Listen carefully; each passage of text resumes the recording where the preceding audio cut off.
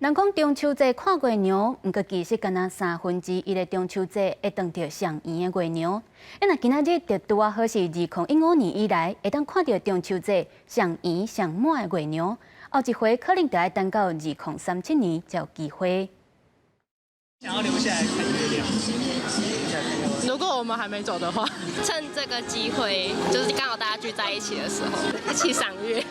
下晡头日食汉饱，暗时啊抬头看月娘。今年的中秋佳节，民众了用不妨抬头看天顶，有机会看到将近10年来上圆的中秋月圆。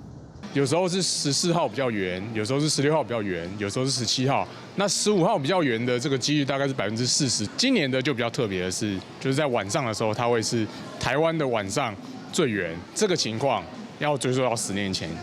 天文馆做说明，每个月的月圆大部分是伫农历13至17，想要伫中秋节农历8月15拄啊去拄到月上圆，敢若1/3的机会。伫21世纪，敢若37届。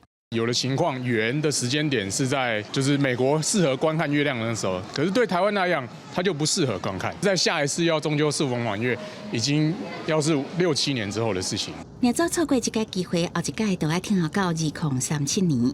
伫这个同时，因为受到东北风的影响，桃园以北东半部地区有落雨机会，所以民众想要赏月，天气是不是会当配合，这拢是关键。记者综合报道。